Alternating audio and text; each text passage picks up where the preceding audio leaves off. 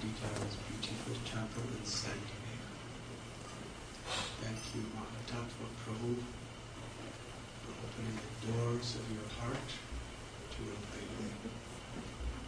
Open this door too.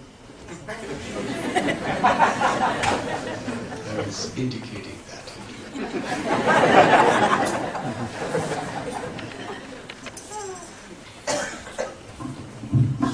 So many very dear friends. Seeing you all, I am very speechless. I think I've been ordered to speak.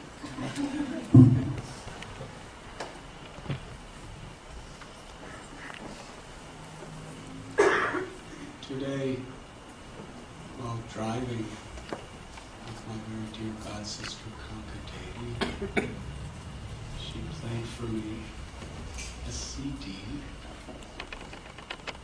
on her stereo system and told me I should speak on this subject. The CD was very unique, I never heard of it. It was Srila Prabhupada in London, I believe 1969, at the estate of John Lennon. And he was speaking to John Lennon, Yoko Ono, George Harrison, Patty Boyd, and the Beatles. And Prabhupada was beautifully telling how music has the power to elevate one's consciousness to the highest perfection. It's very interesting because the meaning of compassion is to actually connect to people and present the truth about the eternal soul's eternal relationship, the absolute truth of Krishna, in a way that's relevant to the people we're speaking to. So the Beatles happen to be the topmost musicians on the planet at that time. And Srila Prabhupada was telling them about the topmost type of music and how simply through music, through singing, through beautiful melodies, one could connect to the highest perfection of yoga. And that is the origin of music. If we see from a classical perspective, initially all music was for the church in the West. In the East, all the thousands of different variations of ragas, they were all specifically meant to elevate one's consciousness, to reconnect it with God or with Bhagavan. And modern music, jazz, rock and roll, and all this blues, most of it was, its origin is in gospel music, which was people who were really suffering, crying out from their heart of hearts for the grace of God. Of course, and as society goes through its transformations, we may substitute different motivations and different meanings and different purposes. But essentially, music is based on the yearning of the soul to love God and to feel the love of God. And we can take that same energy and repose it in a man or a woman or a thing or things. But the original purpose of music is yoga, to reconnect. And he was explaining, you are great musicians, utilize your incredible God-given talents of music to bring yourself greater to the true fulfillment of life, love of God, and help others, inspire others to do the same. And Srila Prabhupada started to sing. He was giving examples. He said the Bhagavad Gita is the song of God. Gita literally means song. And he said Bhagavad Gita is not spoken, it is sung. Krishna sang the Gita. And when pundits, even to this day, read the Gita, it is sung in beautiful ragas. And similarly, Srimad Bhagavatam was sung by Sukadeva Goswami. And all the Vedic literatures were sung. Music is like a vehicle. It can take divine message and transport it deep into the core of our hearts, and can empower us to take that divine message and invest it, transport it within the core of the hearts of others. Just yesterday I was with my dear godbrother Bharat Prabhu, who was one of the original artists of the ISKCON movement. And he was telling me very early on, while Srila Prabhupada was explaining, we have a philosophy, but not that many people will be able to really focus their mind on philosophy. But through art, through music, through culture, we can fascinate people by attracting them to understand these basic principles. And the word mantra means a sound vibration which liberates the mind from illusion. That illusion is the cause of anxiety, suffering, and we all know what the mind could do. Yato nishchalati manaschanchalam ashtaram. The mind is wandering here and there in so many places. How to control the mind? The tendency of the mind is, if everything is going really nicely, if a million things are going nicely, and one thing goes wrong, what does the mind focus on? One thing that goes wrong. Because the nature of this world is pain is more acute than pleasure on the physical plane. Just like if your body's really happy and healthy and nice, and a thorn goes in your foot. Now, 99% of your body is nice. How much space does a thorn go into your body? That's right. But where is your entire attention? When it goes deep in your foot, because I've had a lot of those thorns. You don't think the left finger of my right, the little finger of my right hand feels so good. And the smell of these flowers is so nice. And my eye is so healthy today. All we're thinking about is this little pinpoint where there's pain. And it consumes us.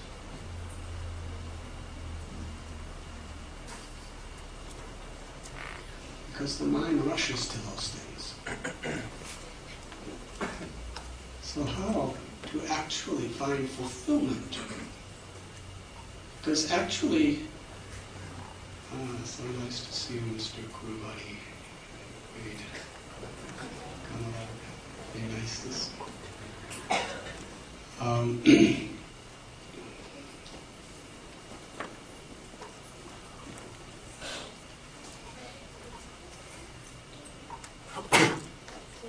mantra is that which gives us a deeper, greater fulfillment. Because ultimately, the only thing that can really make us transcendental to the sorrows and the joys, the honor and dishonor, happiness and distress, pleasure and pain, success and failure, victory and defeat, this whole world is dualities. Prabhupada said it was like two sides of a coin. There's heads and tails. If you want to be happy, then you should understand the coin is going to flip over in the course of time. And there's going to be distress. We like to be honored, but then dishonor will come. So how to rise above these dualities and actually find real peace of mind, real satisfaction?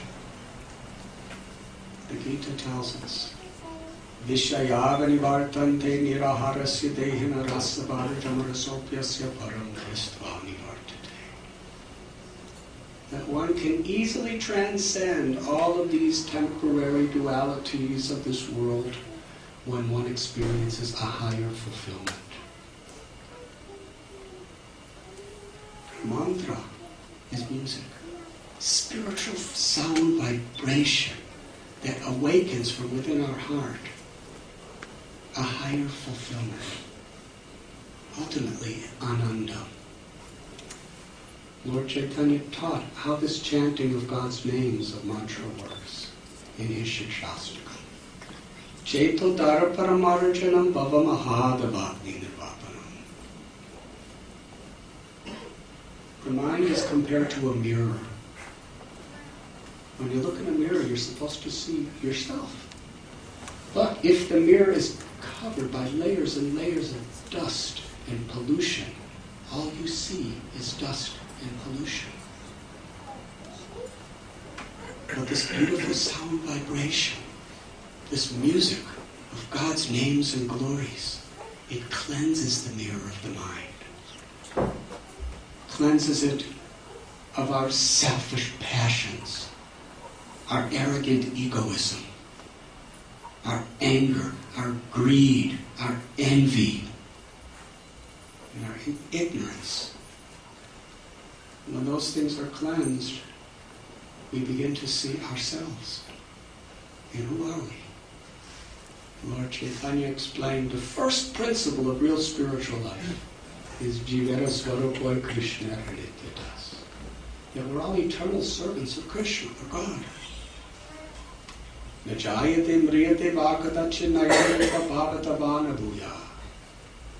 That the nature of the true self, you and me, is we have no birth and we have no death. We cannot be cut into pieces by weapons. We cannot be moistened by water. We cannot be burned by fire. We are Satchit Ananda, eternal, full of knowledge, full of bliss. And what is the nature of that bliss? Anandam buddhivaradhanam pratibadam pudamrita swadanam. This chanting of the names of the Lord awakens an ecstasy from within us. The ecstasy of the love that is within our heart. The eternal, unchangeable love of God that is within every single one of us. It is simply covered by forgetfulness.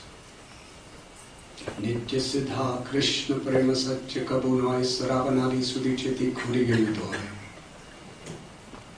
That this love for God, for Krishna, is within the heart of every living being. By chanting these beautiful mantras, by associating with people who inspire that love, it is awakened, it is uncovered, it is the treasure that we're all looking for. It is the happiness that we all seek. We're seeking for it in so many different places. Like the analogy of the musk deer of the Himalayas. The deer has musk as an organ somewhere near its navel. And it smells so intoxicatingly fragrant. If any of you have ever smelled real musk, not the manufactured imitation musk, the real thing. It's an extract. You don't have to kill the deer. It's an extract. And it costs $40,000 a kilo. That's about $20,000 a pound. Very nice. And the deer is smelling it, and he doesn't have to pay anything, because it's within him. But the deer is so foolish. The deer is thinking, I have to find it so I can really enjoy it. And the deer is searching everywhere. He's looking behind thorn trees and getting all cut up. And he's going to other animals and they bite him and kick him. He's trying to find it in trees. He's trying to find it. He's roaming around the forest his whole life looking, where is this fragrance coming from? It's within himself. And that's human life, encapsulated.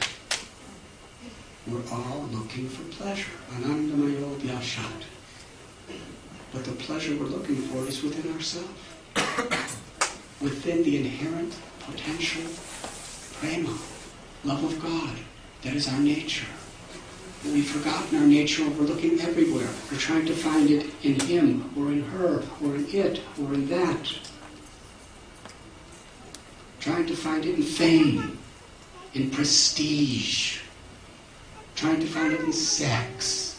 Trying to find it in romance. Trying to find it in television, in radio. Trying to find it in fashion. Trying to find it in the mirror. Trying to find it everywhere. And when we just can't seem to find it everywhere else, we try to find it in intoxications, in alcohol, in drugs. And it's incredible how the human mind, diverted from its true purpose, can create the most incredible, unbelievable varieties of way to try to find what's not there. Our beloved Guru Prabhupada, he said, Maya means that which is not. We don't know who we are, and we don't know what anything really is, unless we understand ourselves. So this beautiful music that Srila Prabhupada was talking to the Beatles about, yes, you are enchanting the whole world with your music. Krishna is the supreme enchanter. God is not only a very old grandfather that awards and punishes people. If you were God, would you want to do that all the time?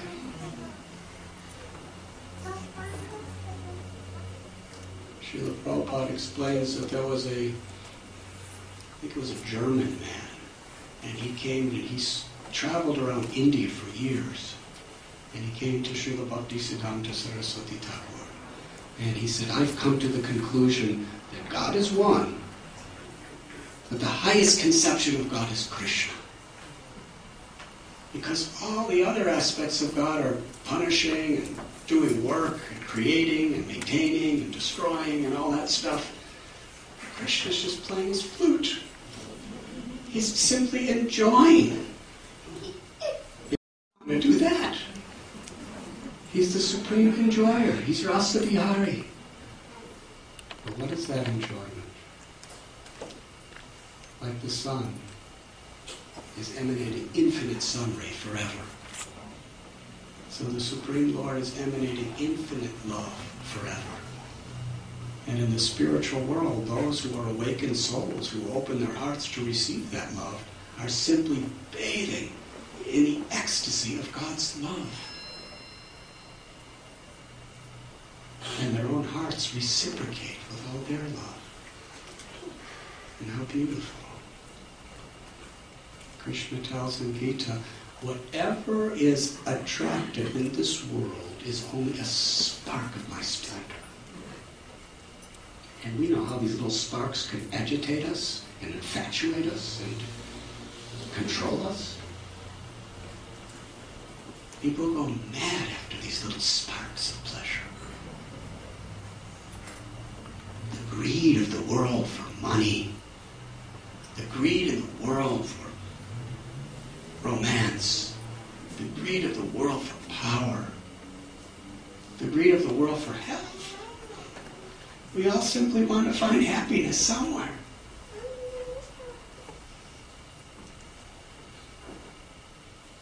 Srila Prabhupada was walking along the Pacific Ocean, and there was a sunrise. It was a beautiful sunrise. And the devotee said, Guru Maharaj, isn't it a beautiful sunrise? Srila Prabhupada smiled. He said, yes, it is a beautiful sunrise. But if you like the art, you should see the artist. This is only a spark of the splendor of the Lord. We see how a little bit of beauty, and beauty is so relative in this world. It's like yesterday I was looking at a cockroach crawling.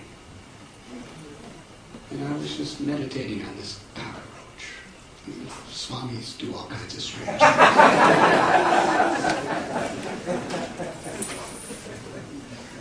And what is it that this cockroach and me have in common?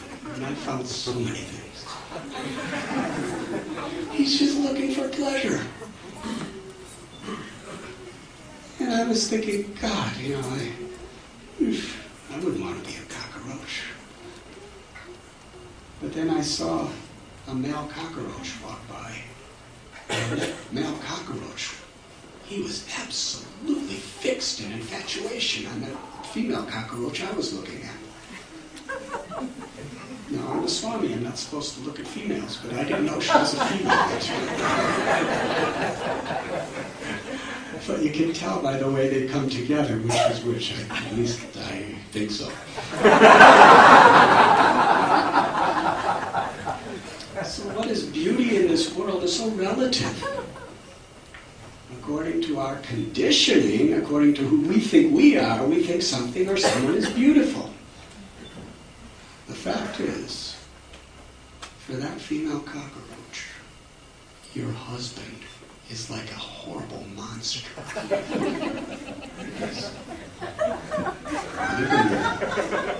Even your wife is like a horrible monster.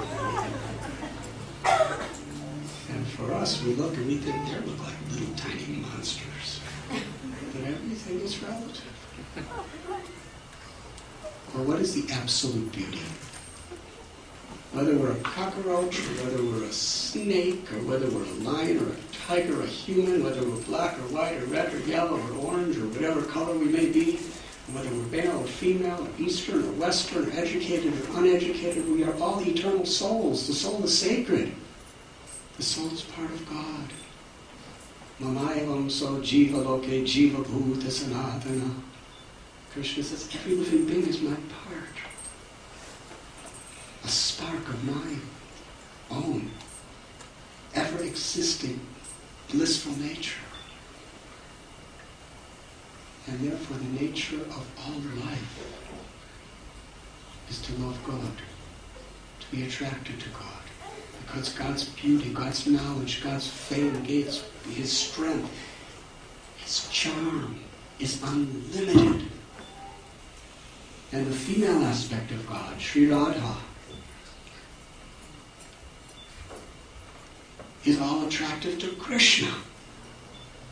The love between the male and female aspect of the Absolute, Radha and Krishna, Sitaram, is the ultimate, supreme, all-encompassing, complete love. And the nature of the soul is to be a part of that love.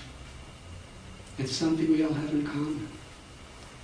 Vidyavanaya sampane brahmani kavihastini suni chaiva svapake cha pandita samadarsha. To whatever extent actual prema, spiritual love awakens within our heart, to that extent, our love for God will extend to every living being. Because every living being is part of God. Because God is within everything. Krishna is all attractive. So we are all looking for that higher taste, and without it we get in so much trouble. Yesterday I gave an example of how the mind is like a monkey. Should I tell it again? Yes.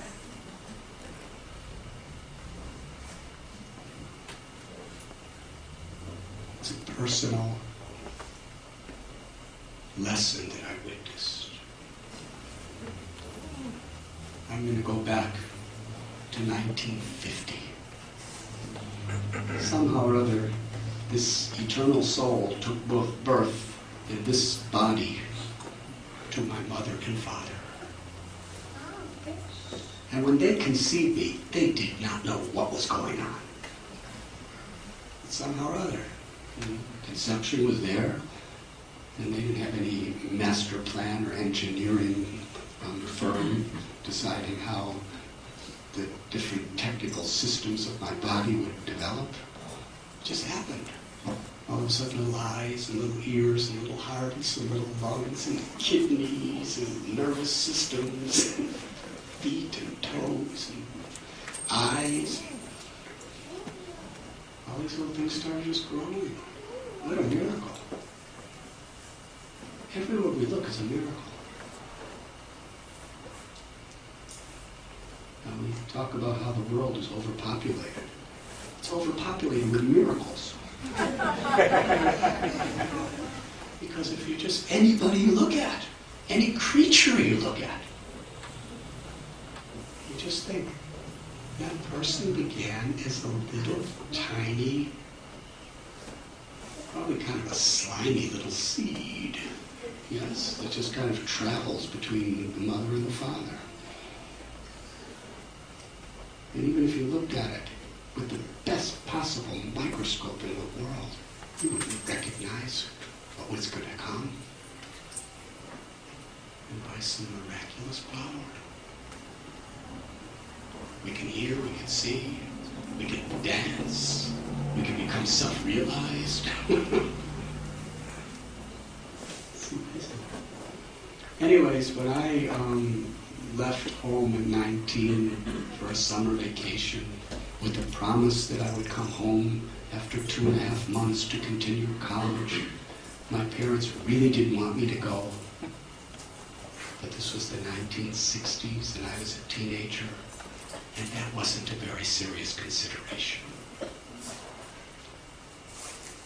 But then I never came home. I got letters from me from Iran that I decided to continue the college of life. Instead of going back to Miami-Dade Community College, I was going to attend the college of life. And I'm hitchhiking to India, and my friend is no longer with me. And I thought they would be so proud of me. But they were miserable. And I didn't want to hurt them, but I just had to do what I had to do.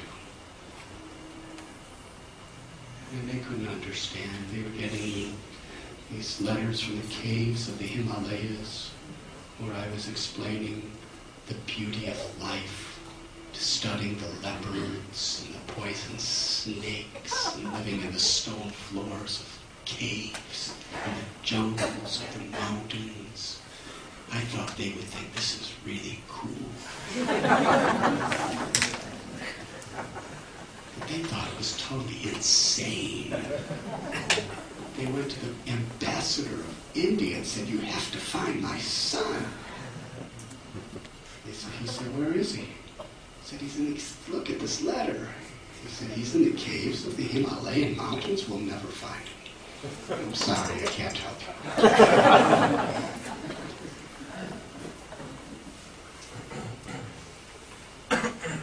So anyway, he says, it's quite a strange story. But they could never figure out really what I was doing. And then in 1989, they came to India for the first time. And they became so proud, they became so happy. They said it was the happiest moments of their whole life. They were crying every night in joy, and they were dancing. I couldn't believe it. I was leading kirtan, and my parents were dancing and singing and weeping in happiness. It was like some surrealistic painting or something. But then they met so many people, and they were so charmed and so deeply moved. And we wanted to show them some of the more historical parts of India. So I took them to an island called Elephanta. Has anyone here ever been to the Elephanta Island? Please raise your hand.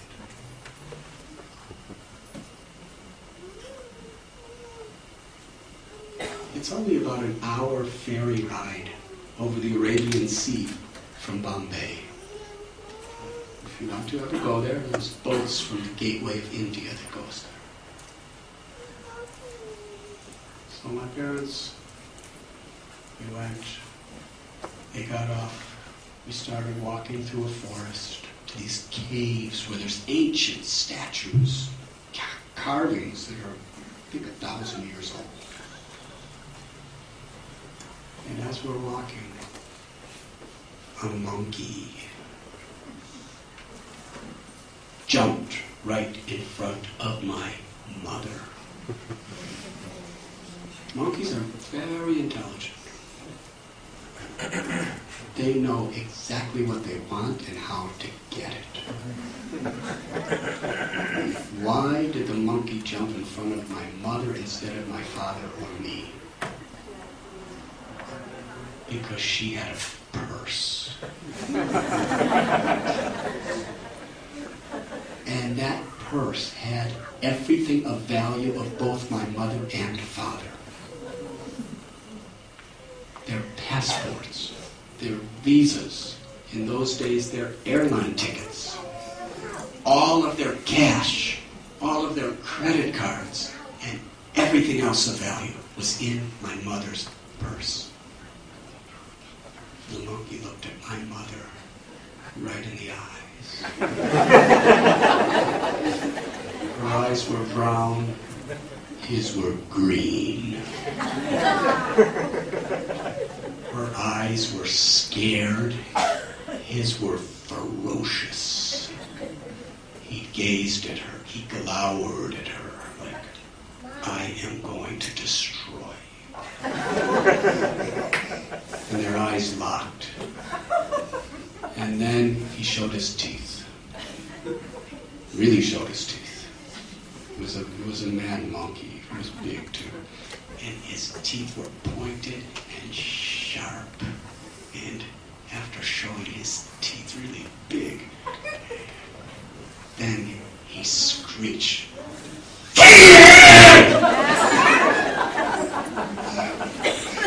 "You're laughing, you're so..." My mother and father were really scared. I'm a pretty useless monkey. And then he grabbed her purse.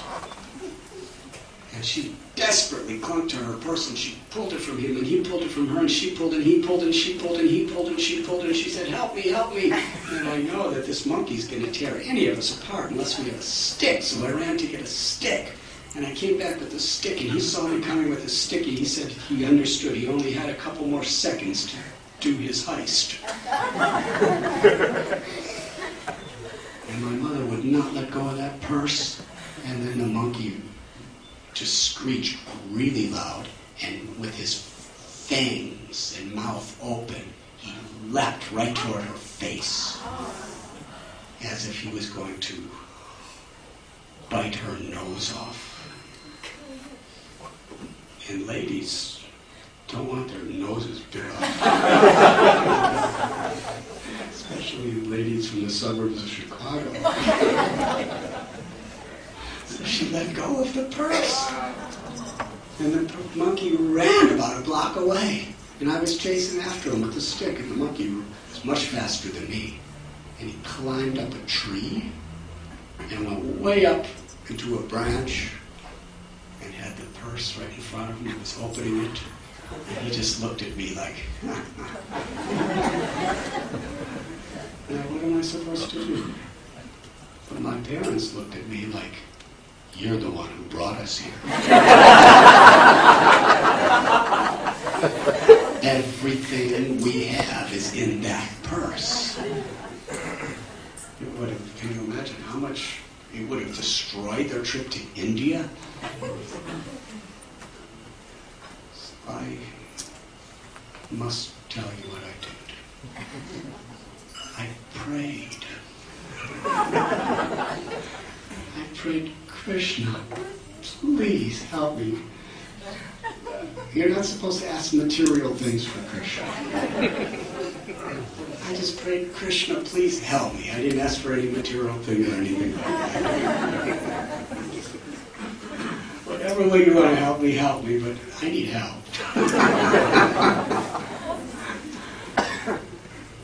So I happened to see, after I made that prayer, that about a half a block away in the forest, there was this little guy sitting in with a little wheel cart with some fruit.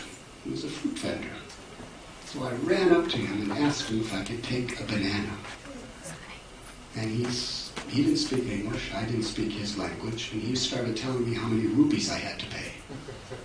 But all our rupees were in my mother's purse, and the purse was in the hands of the banana. I mean, the monkey in the tree. So I argued with him, and he wouldn't accept, so I stole his banana. And he was screaming at me, and I just took it away. Sometimes in emergencies, we have to do things we wouldn't ordinarily do. And I ran over to that monkey and under the tree, and he looked up at me and he saw the banana. And I saw he was attracted to the banana. So I threw it up. And I threw it and it went up. And I was really hoping it would get close to the monkey. And I wasn't such a good shot. But it was close enough so the monkey had to really reach over to try to catch it. And by doing that, he let go of the purse.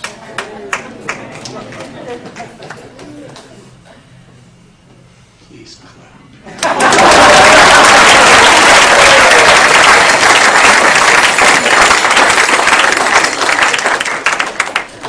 Whoever we are, we need some encouragement.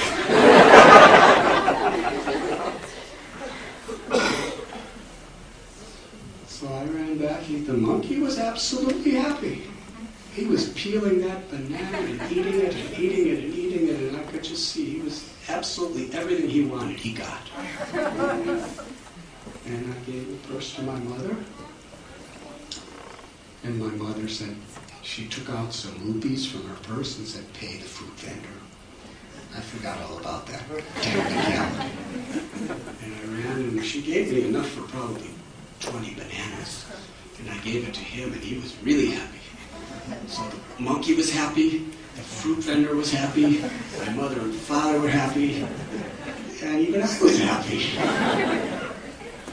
And they were so proud of me.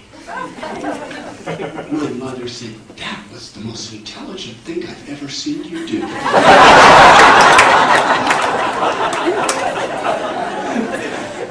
And my father said, how did you know how to do that? That was brilliant. I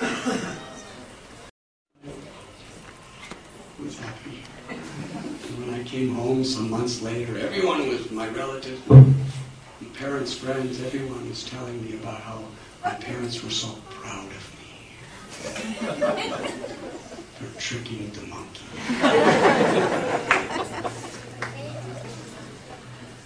Now, why am I telling this really weird story to you? Here I am in a temple with all scholarly, intelligent people telling stories. The name of God is not different than Krishna, and God has many names. Why are we not tasting or chanting in kirtan, in japa, and the monkey of the mind is jumping here and jumping there? Reminds me of a song, but I'm not going to sing it. It's jumping here and jumping there and jumping everywhere.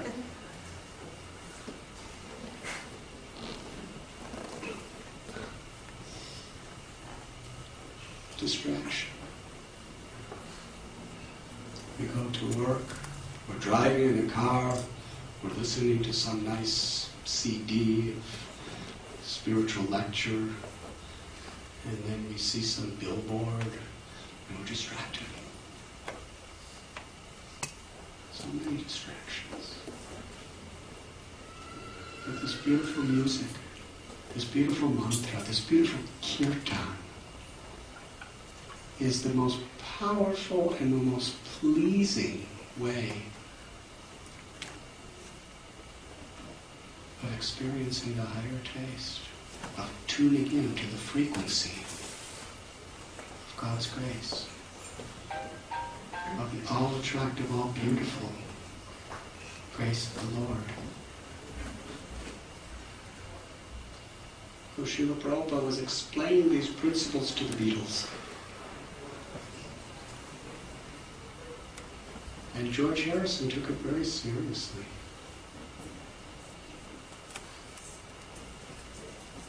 He wrote that song, My Sweet Lord.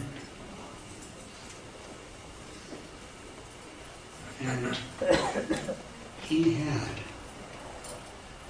tens of millions, if not hundreds of millions of people worldwide enjoying listening to the Hare Krishna mantra. Yes?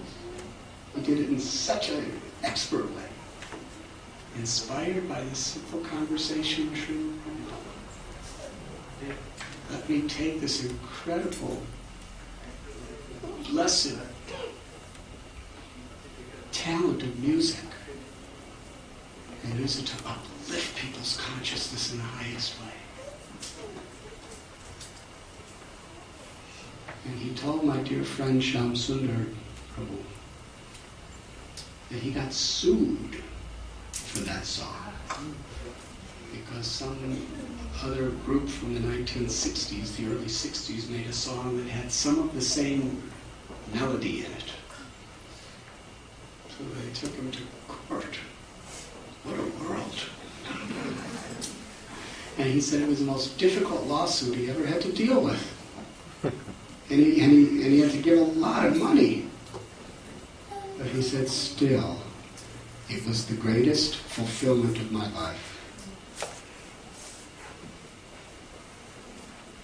Because I gave the world my heart more than any other time. My love for God. Sometimes there's a small price to do great things. And he said, before that, he said the greatest time as a Beatle, George Harrison, he played at Shea Stadium to a packed out house. Their concerts, their records, it was just unbelievable what happened to them from those four little guys from Liverpool, England. But he said the greatest happiness in his whole career was when he turned on the television and he saw the devotees that were his friends singing Krishna's names on the top of the Pops television show. And he helped him to get there. He found more happiness that than all of his success. because he was touched in his heart by a saint, Srila Prabhupada, who actually gave him that higher taste, the higher taste of compassion.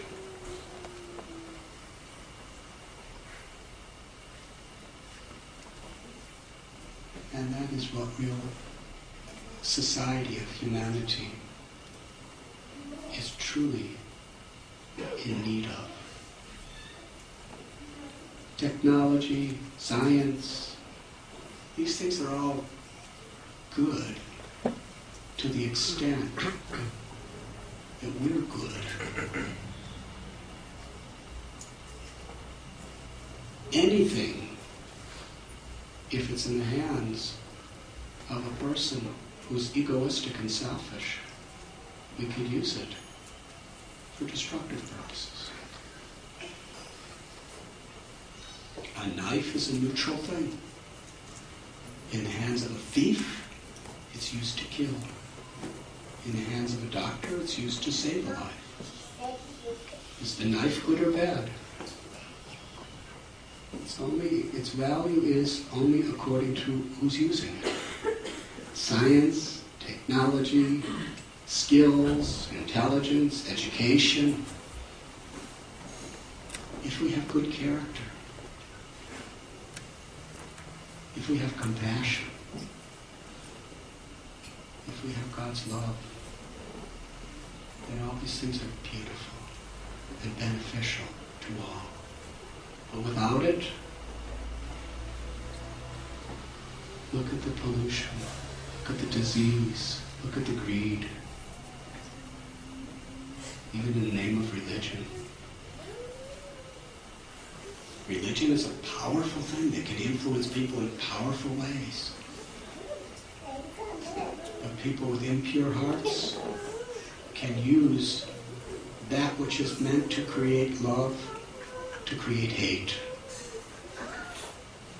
That which is meant to create compassion, to use it for terrorism, war.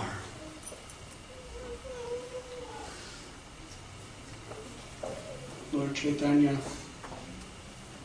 he explained that a great personality is like a tree with many fruits. When a tree has many fruits, because of the weight of the fruits, the tree bows to everyone. But a tree that has no good fruits keeps its head up very high, doesn't bow to anyone or anything. So a person who actually has good character is the Madi Namanadeva, is eager to offer all respect to others and expect none in return. And a person who doesn't really have good character is very much demanding for himself or herself.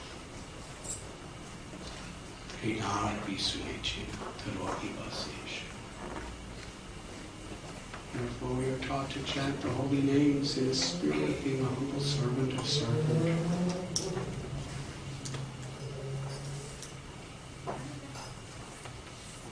Yesterday in New Dwarka we were reading a beautiful purport by Srila Prabhupada in class. Where Srila Prabhupada was saying there's two types of devotees, Sukama and Akama. One is wanting so many selfish things, and one simply wants to serve as an instrument of the Lord's compassion. And Srila Prabhupada explains that a father is always giving to the children. Yes? Little children, little babies. What do they give to the parents? They kick them. Yes? Sometimes they pass stool and urine on them. Sometimes in the middle of class they start crying like, ah! Mother, then everybody's looking like, get out of here. The mother has to pick it up and run outside. Yes, very difficult, these babies. Very beautiful, sweet, but very difficult. But mother's love is something that it's very, very pure. Good mother's love. And Srila Prabhupada says Krishna becomes the baby of the parents. Because the parents don't ask anything. When you love God as Father, you ask so many things from the Father. Which is good, which is pure, which is super excellent. But even deeper is when Krishna takes the little form of a baby, and the parents, all they want to do is give, and expect nothing in return, just to keep giving.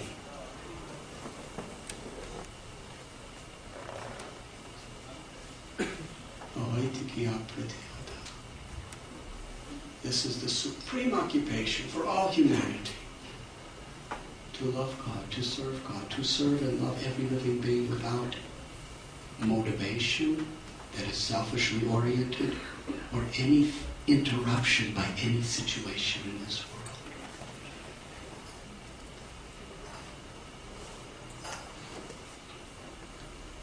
This is the banana of love of God, the fruit of love of God. When we taste that, we are forever happy. And we can deal with everything in this world and with a clear mind, with compassion, with love, and see everything as it is. This is why we chant Hare Krishna, Hare Krishna, Krishna Krishna, Hare Hare, Hare Rama, Hare Rama, Hare Hare. And our beloved Gurudev Srila Prabhupada, when he was on that Jaladuta boat, heart attack, seasickness, 70 years old, didn't know if anyone would be there. He didn't pray or anything for himself, even in that completely difficult condition. He only prayed,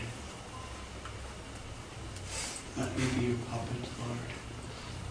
Let me be an instrument of your grace to give happiness to all these people. Thank you very much.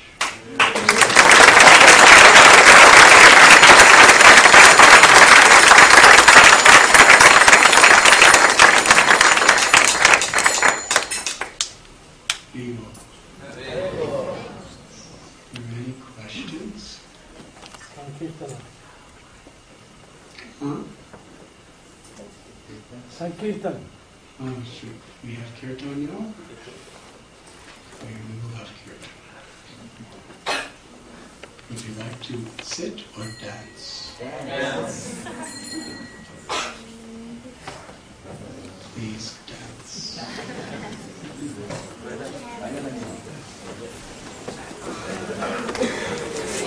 Cha prakriter gunaha Purusheshwaryor atra Navailakshanyaman pati Adanya kalpanar partha Jnanam cha prakriter gunaha Purusheshwarayor atra Navailakshanyamanvati Adanya kalpana partha Jnanam cha prakriter gunaha